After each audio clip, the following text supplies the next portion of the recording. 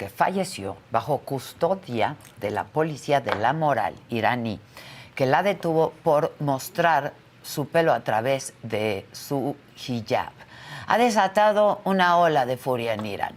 Y como ya lo vimos, las movilizaciones, a las que se han unido hombres también, que han derivado en violencia entre los manifestantes y las autoridades.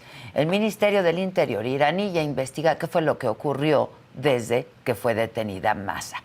En las protestas, las mujeres han quemado sus velos en hogueras improvisadas y muchas han ido más allá. Se han cortado el pelo, que es el símbolo de la muerte de Mahsa.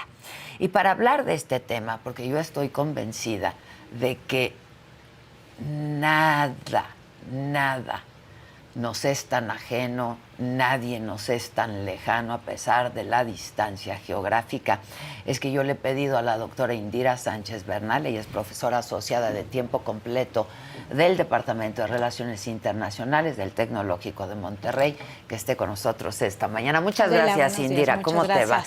Es increíble, ¿no? Pleno siglo XXI, que veamos estas imágenes. En realidad, yo creo que, en principio yo diría que no hay que esencializar incluso el tema del velo. Es un tema muy ríspido y peligroso, especialmente para el caso de Irán y sobre todo porque se ha utilizado también como una dinámica en un momento determinado de islamofobia. Entonces tenemos dos rutas, creo yo. Como pasa en Estados Unidos. Como pasa en Estados Unidos, ejemplo. Evidentemente sí. que ahora ya pusieron sanciones nuevamente a Irán, ¿no? Por el uso del hijab y por la violencia que se ha generado de parte de la policía de la moral. Ciertamente, a mí me parece que es muy legítimo y creo que es preciso, más allá de hablar del hijab, de la dinámica autoritaria que se está generando en Irán y que no es ajena, como tú decías, a México. Inmediatamente, cuando se ven las imágenes y esta semana que ha sido muy fuerte desde el día viernes, se me vino a la cabeza el nombre de Abigail Urrutia, claro, en Salina Cruz, Oaxaca, y que evidentemente pasa lo mismo. Pero me parece que aquí estamos hablando de cómo se genera una batalla sobre el cuerpo de las mujeres. Y es una batalla que va a estar presente en Irán, y es una batalla que va a estar presente en Estados Unidos, es una batalla que va a estar presente en México, pero que evidentemente se maneja a través de un Estado que es islámico, que es teocrático, y que al final las mujeres van a estar violentadas por dos narrativas. Una narrativa islámica, que es el caso del Estado de Irán, de la República Islámica de Irán, y por otro lado, la otra narrativa, que es la salvacionista. Salvemos a las mujeres de Irán porque están oprimidas. Okay. Entonces, me parece que esas dos narrativas están presentes, mientras que las víctimas, y yo no me gusta tratarlas como víctimas, porque evidentemente lo que estamos viendo es que tienen agencia y que tienen una dinámica de conciencia y de un proceso de, yo diría, esa agencia en donde hubo una represión y está habiendo represión, están generando resistencias. Y esas resistencias son, a mí me parece que lo más importante de lo que tendríamos que hablar. Cómo se están generando estas movilizaciones en Irán, que no son nuevas, porque ya han estado en 2017, incluso también tuvieron efecto cuando vino la campaña de Me Too, etcétera. Pero no las habíamos visto en algunos años, ¿no? No las habíamos visto en algunos años, pero tiene que ver también porque llega al poder Ibrahim Raisi. Exactamente. Y claro, con promesas que no cumplió. Y además en cuanto a la situación de la mujer en Irán. Por supuesto, y que además al final me parece que se conjuga con una situación política muy compleja en Irán. Desempleo después de COVID, las sanciones, evidentemente alza de precios. Si nos podemos dar cuenta, hay muchos hombres en las protestas. Sí, ¿no? Se unieron hombres. Y uno tendría que preguntarse, ¿por qué están los hombres en la protesta? Porque claro, la protesta capitaliza todas las demandas sociales, claro, ¿no? Claro. Y además, el actual presidente, que es Ibrahim Raisi, tiene una dinámica ortodoxa. Entonces, evidentemente, los arrestos y la policía de la moral ha estado mucho más fuerte desde que llega Ibrahim Raisi. Aquí de qué tenemos que hablar, creo yo. Por un lado, tendríamos que hablar de la fuerza que está manteniendo la policía. ¿Qué es esto de la policía de la moral? Es que de verdad es... Sí, claro. Híjole, sí, ¿no? Sí, la policía de la moral... O sea, ¿quién?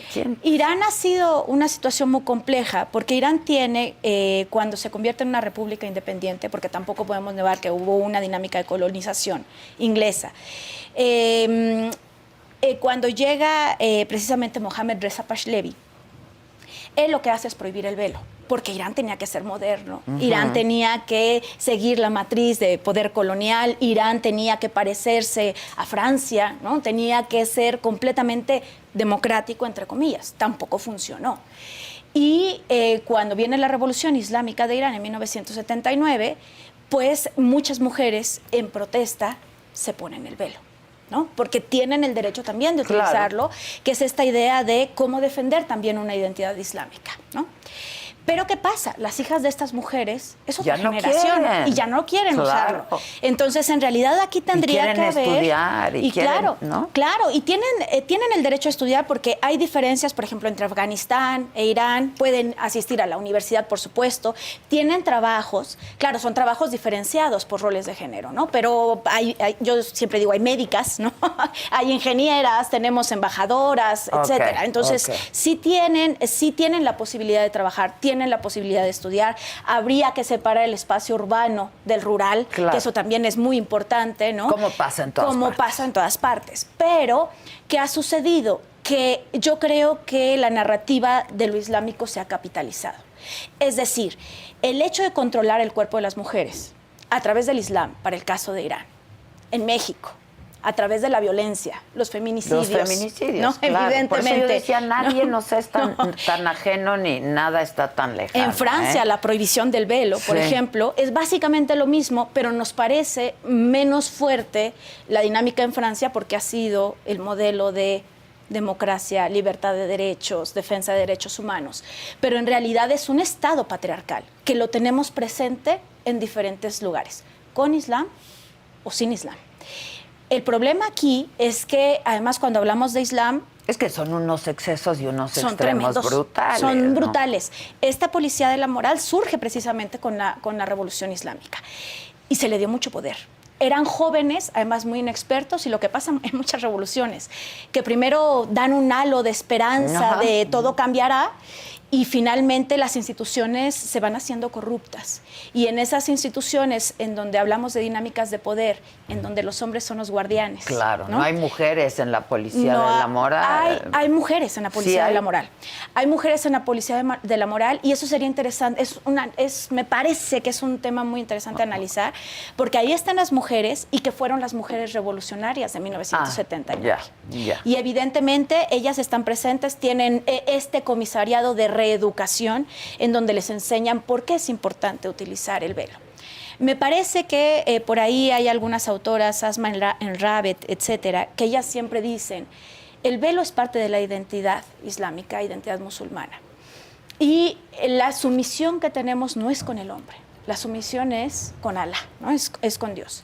Por un lado tenemos esa narrativa, pero creo que las mujeres tienen la necesidad de poder decidir si usarlo o no usarlo. La necesidad y el derecho. Y el derecho, ¿no? De usarlo, por supuesto. Tener el derecho. Por supuesto, nadie nos tendría que decir cómo vestirnos o cómo no vestirnos, porque hay un control corporal. Y ese control corporal se da en muchísimas formas, desde la prohibición del aborto, desde cómo nos podemos vestir. En México es una violación, pero mira cómo venía vestida, ¿no? Entonces, en ese sentido, lo que estamos viendo es esta policía de la moral que está sobrepasando las dinámicas violentas. Ahora, este caso en particular, ¿no? Esta historia que, pues a todas luces, digo, con un cinismo y, ¿no? Y hasta yo diría con mucho sadismo, ¿no? Diciendo que fue un paro respiratorio, fue un infarto, ¿no? ¿Esto es lo que enciende verdaderamente todas estas manifestaciones o pues es el pretexto Yo diría que es la gota que derrama el vaso. Ok. Yo diría que es la gota que derrama el vaso porque las mujeres han estado presentes. Y decía yo, estuvieron en 2009, estuvieron en 2017, han estado presentes en las protestas, pero me parece que ahora puede suceder algo muy interesante. Es lo que yo te iba a decir. ¿Qué repercusiones? La repercusión directa es, además, tomando el contexto internacional, el presidente ahora está en Nueva York, en la Asamblea de Naciones Unidas.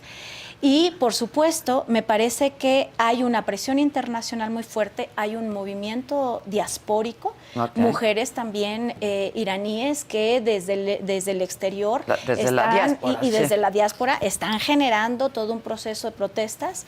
Y esos cambios, como pasó en América Latina, que no necesariamente siguen ese feminismo que yo le llamo feminismo hegemónico, porque tiene particularidades, me parece que es importante porque representa una lucha de mujeres y representa un posible cambio dentro de Irán, sobre todo en el contexto político y social que está viviendo, que es un contexto de dinámicas muy complejas, económicas, de sanciones, en donde pues lo tienen realmente también encerrado y donde la salida ha sido la relación con China y con Rusia, pero que finalmente el hecho de que las mujeres estén cortando el cabello, el hecho de que las mujeres estén quitando el hijab, ¿no? Evidentemente, eso es una protesta que es muy fuerte, porque además lo vimos también en Afganistán. Las mujeres tomaron las armas, algunos se reían y decían ya se convirtieron en guerrilleras, pero eso nos está hablando de una agencia ya tomada por las mujeres. Y el poder, antes de perder el poder político, que finalmente va a tener que hacer, yo a veces le llamo los chochos homeopáticos, que no tienen que generar de alguna manera un proceso en donde se crea incertidumbre, y en esa incertidumbre política es en donde se empiezan a generar los cambios, como ha pasado en México. Que, bueno, este gobierno tampoco ha hecho mucho por los movimientos feministas, ¿no? No, ni nada, al contrario. Y es todo lo contrario. Entonces, evidentemente, creo que las luchas están ahí, creo que las experiencias de lucha en la cotidianidad, lo que están viviendo las mujeres, la solidaridad, el trabajo colaborativo, la sororidad, etcétera, es muy emocionante. Es lo que te iba a decir, o sea, da mucha pena hablar de que el resultado sea tan emocionante cuando estamos hablando de una jovencita que tuvo que morir. Que tuvo que morir. Y tienen que pasar estas cosas, como pero pasa en México. Como pasa en México. Claro. No, acá no fue un infarto, acá fue un suicidio, ¿no? Exacto. Pero bueno, nadie cree que haya sido un suicidio. Entonces, pero me parece que son los elementos, ¿no?, que catalizan y que empiezan a promover las protestas que pueden generar cambios. Y eso me parece muy importante, porque no solamente cambios es en políticos Irán, y sociales. Y sociales, evidentemente. Y que esto está generando derechos para las mujeres.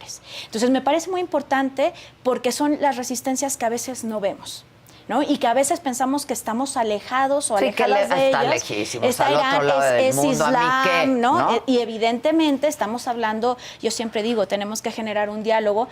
Yo lo manejo como diálogo sur-sur, ¿no? Pero porque finalmente estamos desde una espacialidad mexicana que nos emparenta mucho con iraníes, con mujeres árabes, con mujeres marroquíes, con mujeres egipcias, que además tienen diferentes formas de ser y existir. Es decir, yo creo que la solución no es la deshijabización, por decirlo de alguna manera.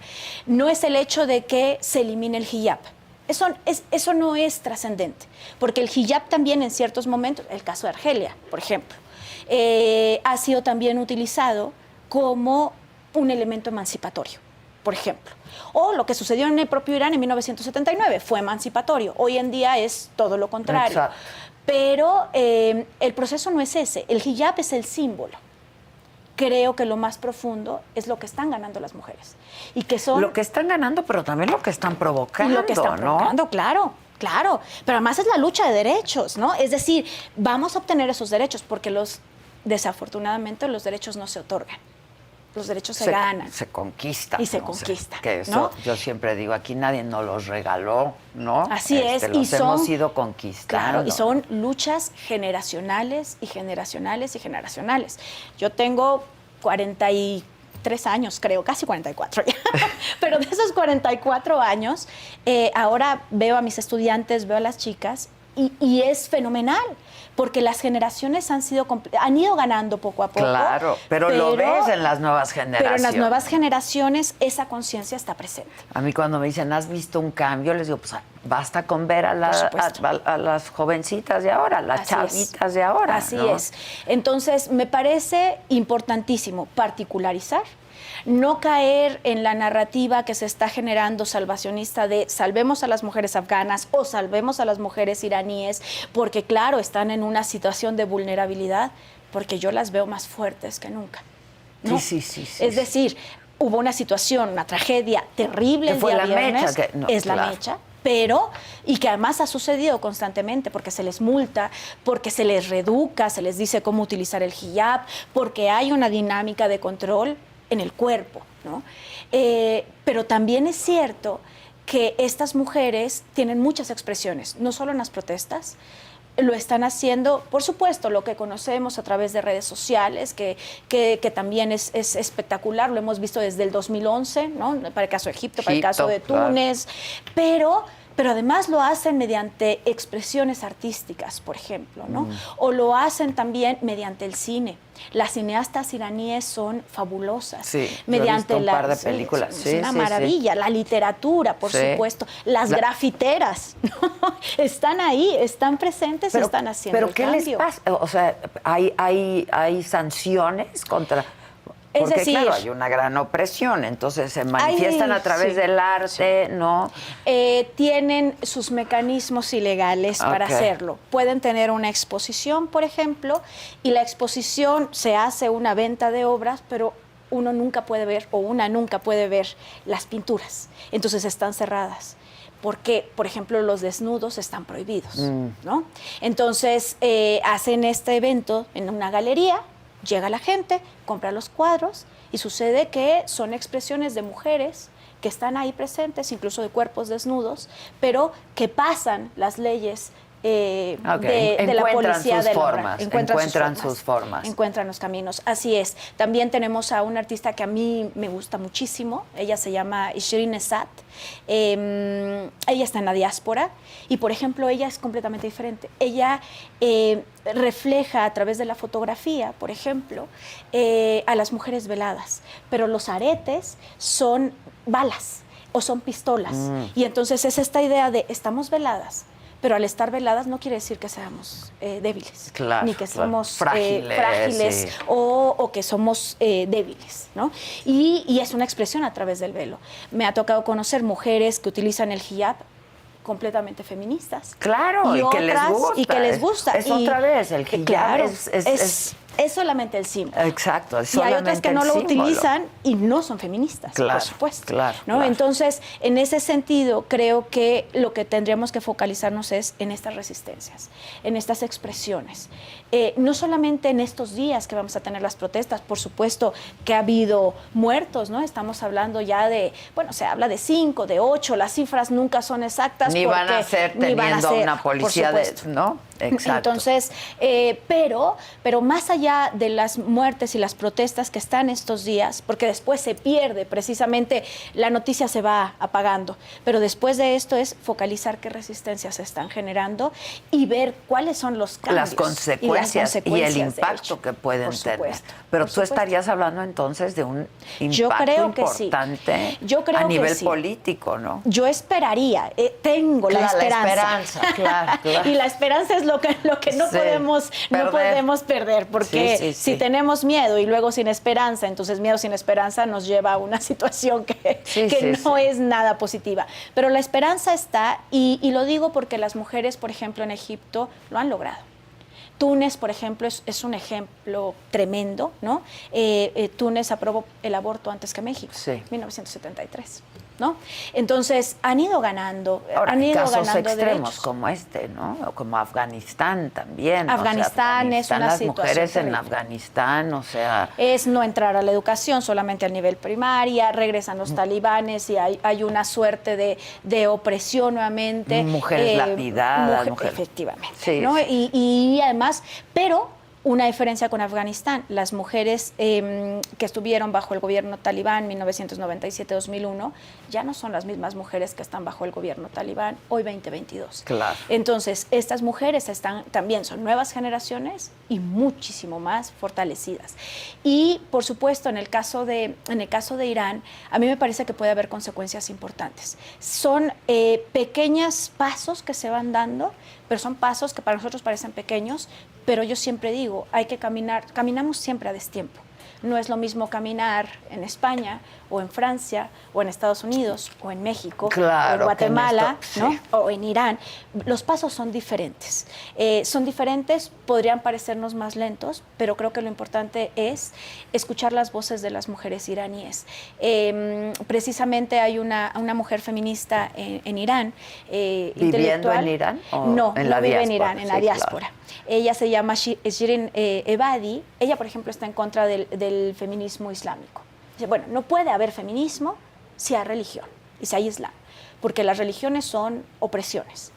Pero ella escribe desde la diáspora y ella dice, no puedo regresar a Irán, podría regresar, pero no regreso porque mi voz tiene que ser escuchada. Y estando ahí no va a ser escuchada.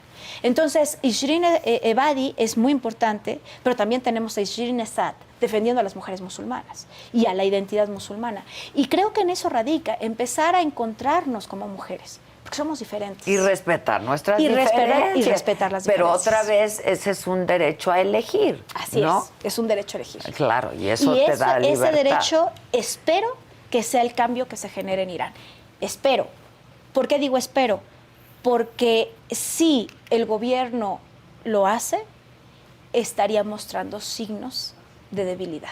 Exacto, exacto. A ver, pero ahora, esta otra agenda de la que tú hablabas, ¿no? Hay una agenda política, sí, sin duda, no solamente dentro de Irán, sino fuera de Irán. Así ¿no? Es. Hay una agenda política que dice, pues vamos a capitalizar esto que está pasando ahora.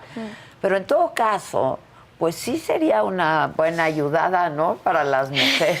Yo ¿Tienes tengo tus dudas? Mis reservas. Okay. En Afganistán tuvimos a Estados Unidos del 2001 al 2021 y no hubo muchos cambios. Es decir, hay cambios a nivel de la política internacional, evidentemente, pero no me parece que las sanciones sean el mejor camino. Yo a veces creo, y de verdad lo creo y está bastante argumentado, que estas sanciones que están en Cuba y que están en Venezuela, con todos los bemoles que puedan tener los gobiernos, finalmente son sanciones de desgaste para que desde el interior se generen estos procesos.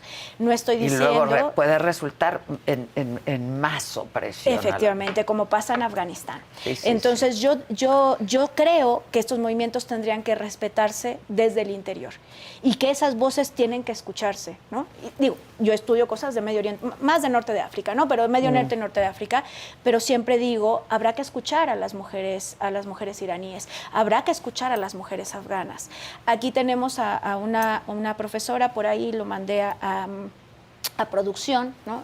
Hay una asociación feminista iraní, la profesora se llama Shekufeh Mohammadi, ella está en la UNAM, es iraní y está promoviendo precisamente una serie de firmas de un documento de académicas, de activistas, para que también empiecen a sostener, ¿no? estos procesos, estas protestas, pero que no se vayan con el discurso salvacionista. Okay. Porque no podemos evitar también que hubo colonización sí, y claro. que hubo dominio y que hay historia. Y que hay historia. Y que hay historia, ¿no? Efectivamente. Sí, Entonces, sí. creo que esos procesos tienen que respetarse pues de manera local. Qué y por interesante, supuesto, ¿no? A mí particularmente me interesaría mucho leer a estas dos autoras que nos has mencionado, que quizá, pues... No te las puedes perder. No me las puedo perder y han de ser contrastantes de alguna manera, ¿no? Efectivamente. Entonces, si nos pasas bien los Claro datos que y sí. los subimos ahora, Claro que sí, para claro que sí. cualquiera que esté interesado, pues los lea, ¿no? Los pueda A mí leer. me interesaría mucho particularmente. Claro que sí. Ahora, sí.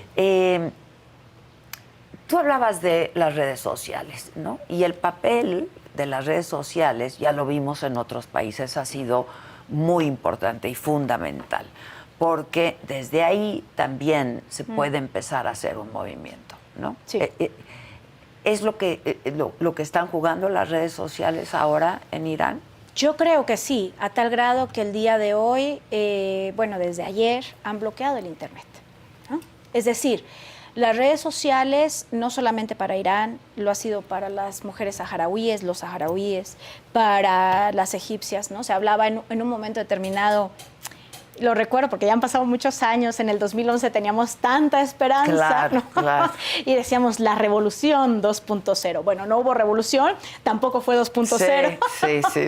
Entonces hay que tener un poco de cautela, pero sí creo que sobre todo para las generaciones jóvenes se ha vuelto una herramienta fundamental. Es decir, los cuerpos son violentados en las protestas, ¿no? Efectivamente, yo ayer lo comentaba con algunas chicas y decía, bueno, en México salimos el día 8 de marzo, evidentemente hay pintas, evidentemente, ¿no? Hay todo un proceso en la marcha, pero claro, al día siguiente no pasa nada, limpian, quitan, etcétera. Pareciera lo que pasó ahora con la manta de los y las desaparecidas, ¿no? Pero se quita y no pasa absolutamente nada. Pero la violencia en estas protestas realmente es una vulnerabilidad a los cuerpos, ¿no? Es decir, las están golpeando, están utilizando armas de fuego. Y la idea de las redes sociales, tanto Facebook, bueno, Facebook ya es para personas un poco más de mi edad. Ya los chavos ya casi no lo utilizan, ¿no? Pero las otras redes sociales, ¿no? Evidentemente son un camino de apertura. Estos videos que tenemos de mujeres de todo el mundo cortándose el cabello, porque el cabello es la representación de lo que debe de guardarse, es la sensualidad. Sí, claro, ¿no? Esa no se puede ver. Esa no se puede ver. Entonces, hay que cortarlo, ¿no? Hay que quitar ese cabello que representa lo que debe de cubrirse. Y creo que es una protesta muy válida y la tenemos ahí. Y además, la quema, ¿no? La quema del hijab, ahí está. O sea, ahí está presente. Y que me parece interesante también, que eso creo que hay que decirlo. Yo decía, bueno, los hombres están presentes. Ayer me estaba respondiendo y pensando, ¿por qué hay tantos hombres en la protesta? Yo decía, bueno, por un lado, evidentemente muchos no tienen trabajo, hay otras demandas. Y debe haber hombres pero jóvenes acompañando. Sí, así es, claro. Porque ciertamente hay un concepto diferente al que nosotros manejamos, o nosotras, que es un concepto de complementariedad. Eso solamente lo he visto, por ejemplo, en comunidades indígenas en México, cuando salen las mujeres a protestar y van los hombres al lado de las mujeres, ¿no? Porque 1 más 1 no es igual a 2. 1 más 1 es igual a 1. Y esto que estamos presenciando me parece interesantísimo, porque viene la protección también, con todo lo que podría implicar la idea de yo, hombre, tengo que proteger. No solo soy el guardián, sino protejo, pero creo que si lo manejamos en este concepto de complementariedad, sería mucho más interesante entenderlo, por un lado. Y por otra parte, las redes sociales nos permiten evadir, ¿no? Nos permiten comunicarnos de manera instantánea, nos permiten una repercusión internacional. Claro. No nos hubiésemos dado cuenta no de nos eso hubiésemos sin las redes enterado, sociales, claro, por supuesto. Claro. ¿No? Entonces, pero tanto como revolución... Yo quiero ir a tus clases. A ver. Bienvenida. Muchas gracias. Bienvenida. Das clases, decíamos, eres profesora de tiempo completo, ¿no? En Relaciones Internacionales del TEC de Monterrey. ¿Y cuál es tu materia? Pues básicamente doy escenario regional de Medio Oriente y me dedico a trabajar historias de mujeres en el norte de África. Trabajo resistencias de mujeres, resistencias saharauíes, resistencias de mujeres rifeñas en Marruecos. Entonces, claro, Marruecos, evidentemente. ¿Y has estado? Sí, claro, he vivido en Marruecos. ¿Has vivido en Marruecos? Wow. ¿Cuánto tiempo? No mucho tiempo. Fue cuando estaba haciendo mi tesis doctoral. Fue 1 año. Bueno, para mí fue muchísimo. Pues sí, ya me lo puedo imaginar. Para mí fue muchísimo, pero viví 1 año. Ya no querría regresar, por cierto, a México. Pero bueno, finalmente regresé, las cosas de la vida. ¿Qué, querías quedarte? Sí, yo me sentía muy contenta en Marruecos. Muy contenta. Bueno, es que también qué país. Es un país lindísimo. Y además con muchas similitudes también con México, muchas similitudes. Y con muchas problemáticas. Ahora me doy cuenta que entendía Marruecos porque yo tenía mi propia patriarcalidad, ¿no? Claro. Entonces, claro, nadaba como pez en el agua cuando no veía mis opresiones. 20 años después, ahora veo que tenía esas opresiones y que finalmente entendía el proceso. No he vivido en Medio Oriente, pero bueno, me dedico ya no digo a trabajar sobre, a trabajar con mujeres saharauíes y con mujeres rifeñas, y básicamente estudiando las resistencias, es decir, cómo a través de la cocina generan dinámicas de colaboración, claro. Un espacio que ha sido evidentemente desvalorizado, por ejemplo, ¿no? Pero que además a partir de ahí una Pasan simple, cosas, se dicen cosas, claro. ¿No? Tomando el té, ¿no? El simple hecho de beber y compartir el té, pues ahí nos puede está... provocar cosas, claro. Y entonces la amistad se convierte en una amistad política. Claro. Y entonces ahí hay complicidad, y hay cambios, y hay procesos en donde el mercado, si el Estado no me protege, pues entonces nosotros truequeamos en el mercado.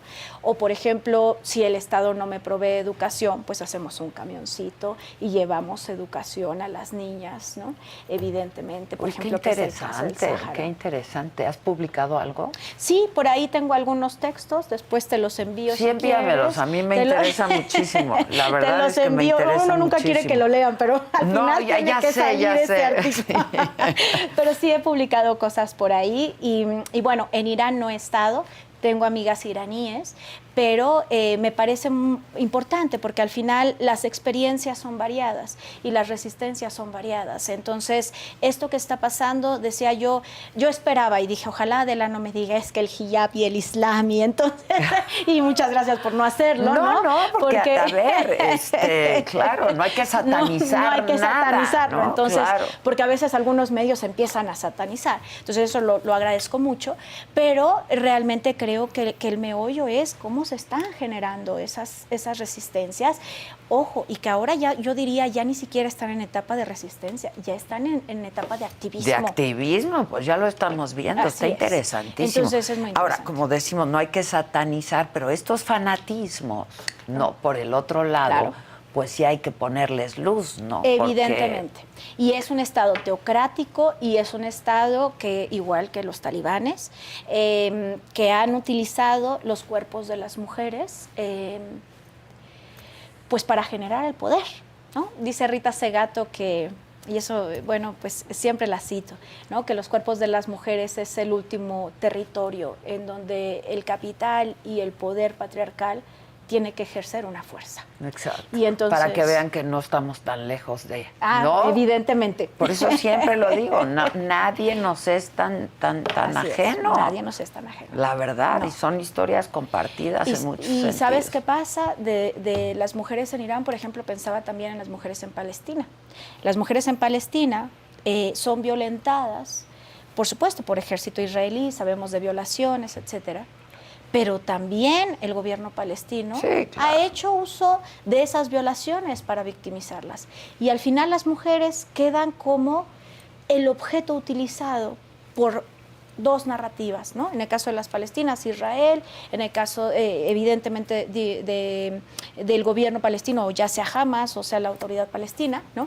Pero para el caso de Irán están dentro de un Estado que dice, tienes que utilizar el hijab, porque evidentemente tienes que resguardarte, porque el Corán lo dice, el Corán no lo dice, ¿no? El Corán lo único que habla es de recato, de humildad. Dicho sea de paso, Dicho sea de paso, ¿no? Claro. Entonces no lo dice, pero porque es una narrativa que hace o diferencia al Estado de Irán de otras dinámicas que han sido llamadas como occidentales, hegemónicas, colonizadoras, etcétera, que no han estado exentas, ciertamente, pero que finalmente generan, pues hasta cierto punto, no hasta cierto punto, generan un control, ¿no?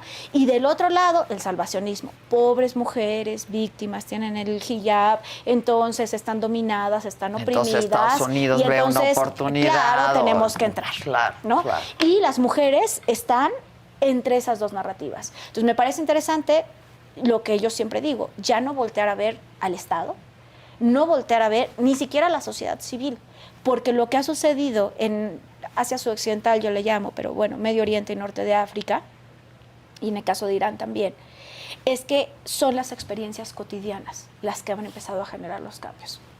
Indira, Argelia, fulana, sutana, que están saliendo a las calles, que no tienen una organización específica, sindical, etcétera, pero que salen y que empiezan a... Justamente ya a no eso. quiero hablar de temblores, pero que empiezan Sí, no, por a favor. sacudir, ¿no? Sí, que sí, empiezan sí. a sacudir evidentemente el piso político.